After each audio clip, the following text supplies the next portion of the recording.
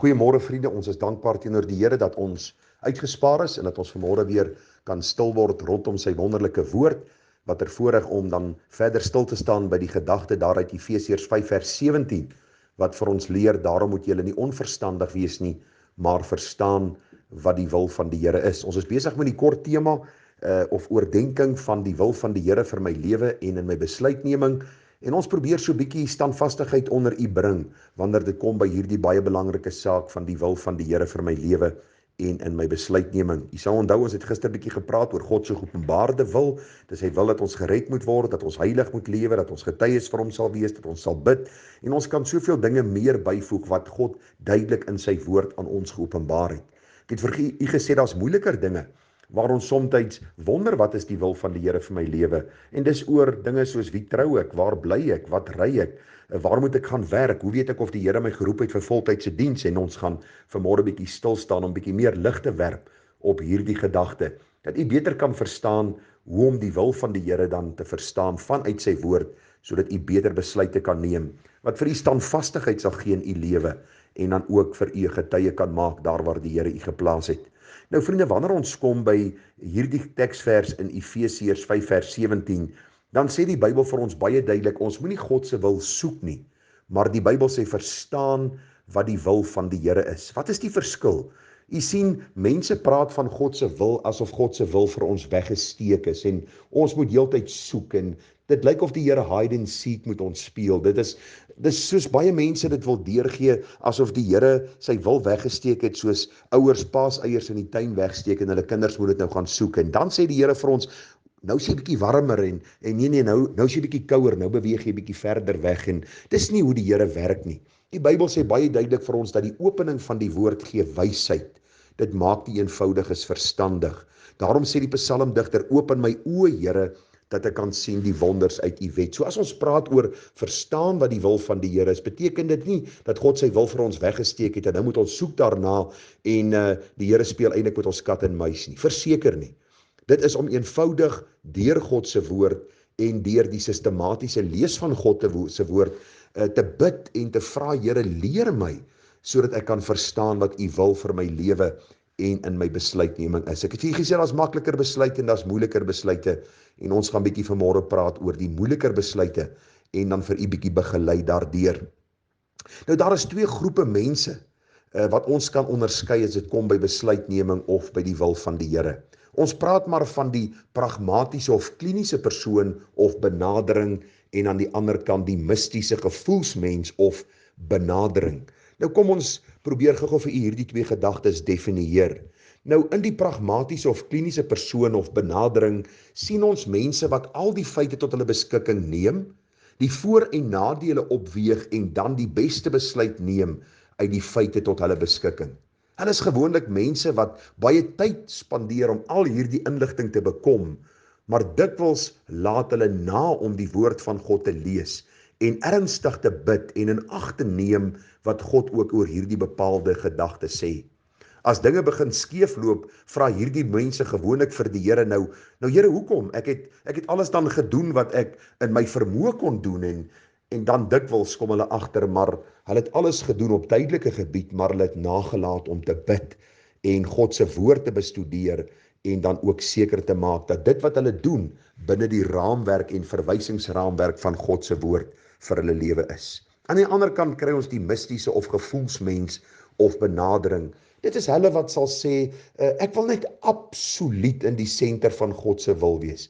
Ek wil presies weet wat om te besluit en gaan dit God se wil vir my lewe wees en gaan dit vir my voordelig of nadelig wees. Dis mense wat wag op een of ander bonatuurlike ding wat moet gebeur. Miskien 'n teken wat gaan plaasvind, of 'n stem wat hulle gaan hoor, of iets wat oor hulle pad sal kom wat vir hulle gaan bevestig dat dit die wil van die Here vir hulle lewe is. En ag vriende, ek wil vir u sê, dit is amper om van die Here 'n fortuinverteller te maak en eintlik om vir die Here te sê, Here, ek wil eers weet wat in die toekoms gaan gebeur voor ek hierdie besluit in my lewe maak. En ek wil vir u sê, dis 'n verkeerde benadering, en altyd hierdie benaderings is eintlik gevaarlik as ons die skrif nie as basis in ons lewe het nie. U sien, as ons maar net kyk in die Bybel, dan sien ons dat mense wat binne die wil van God is, swaar gekry het en ander mense wat dan ook binne die wil van die Here is, dit baie goed gehad het en eintlik 'n wonderlike seën van die Here ervaar het. En daarom wil ek vir u sê dat wanneer dit kom by die wil van die Here, gaan dit nie oor, gaan dit vir my voordelig wees in die toekoms of nadelig, of gaan dit voorspoedig wees of gaan ek teëspoed kry nie. Die teendeel is waar. Dit gaan oor die wil van God en die besluit wat ek maak, gaan ek berus in dit wat God oor my lewe toelaat en gaan ek hom daarin verheerlik. Dit is so dat ons deur verkeerde besluite en oorhaastige besluite dinge doen wat God nie behaag nie. Daarom sê Jesaja 28 vers 16, hy wat glo sal nie haastig wees nie. Daarom moet ons verstaan wat die wil van die Here is voor ons groot en ek wil amper sê lewensveranderende besluite dan ook maak.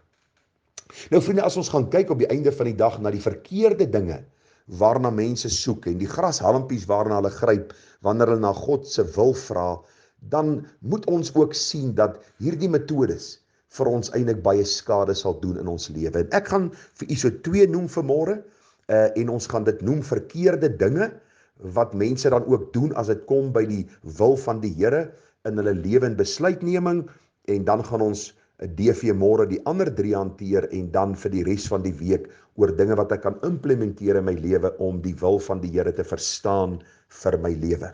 Nou watter verkeerde dinge is daar wat mense in hulle lewens implementeer wanneer dit kom by die wil van die Here? Ag, die eerste een wil ek sommer net noem die lucky dip metode. Nou, verskoon asseblief die Engels, maar dit het vir my so mooi beskryf. Wat bedoel ons as ons sê die lucky dip metode? Dit is mense wat 'n groot besluit in hulle lewe wil maak. En dan sal hulle byvoorbeeld 'n koringkorrel kaartjie trek. Nou, dit is hierdie kaartjies wat die boekwinkels verkoop en dis klomp beloftes van die Here in sy woord, en dan is hierdie geel en groen en rooi en oranje kaartjies in hierdie boksie, en dan maak hulle oë toe en hulle trek 'n kaartjie en hulle lees daar 'n belofte van die Here en hulle sê, o ja, dis wat die Here vir my lewe in gedagte het. Ander mense vat die Bybel en hulle maak die Bybel oop en hulle druk hulle vinger op 'n bepaalde vers en hulle sê, o ja, dit is wat die Here vir my lewe in gedagte het. En as daardie vers miskien 'n negatiewe konnotasie het of miskien 'n oordeel insluit, dan hou hulle aan om die Bybel oop en toe te maak tot hulle uiteindelik hulle vinger druk op 'n vers wat 'n belofte inhou en dan sê hulle, dit is die wil van die Here vir my lewe. En ek wil u vra dat u glad nie so met die woord van die Here moet omgaan nie. Want u sien, God se woord is nie 'n lucky dip nie. Dis nie 'n slotmasjien waar ek geldjie ingooi en ek trek dan daardie sleutel en ek hoop dat ek, verskoon die Engels, die jackpot sal slaan nie. Dis nie hoe die Here werk nie. U sien, is belangrik dat ons sal besef dat ons die woord binne konteks moet lees, dat ons sistematies deur die woord van die Here moet gaan, en wanneer ons by belangrike besluite kom, ook vir die Here vra, Here, gee my wysheid om te verstaan wat u wil vir my lewe is.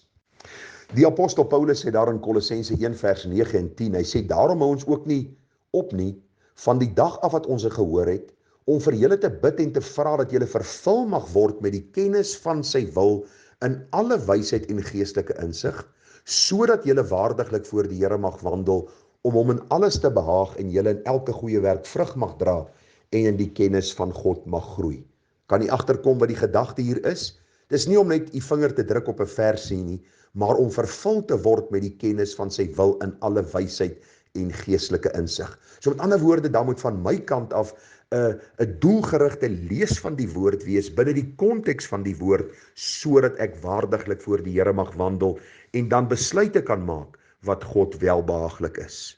Die apostel Paulus sê vir Timoteus daar in 2 Timoteus 2 vers 15, hy sê vir hom, lê jou daarop toe om jou beproef voor God te stel, as 'n werker wat hom nie hoef te skaam nie, wat die woord van die waarheid regsny.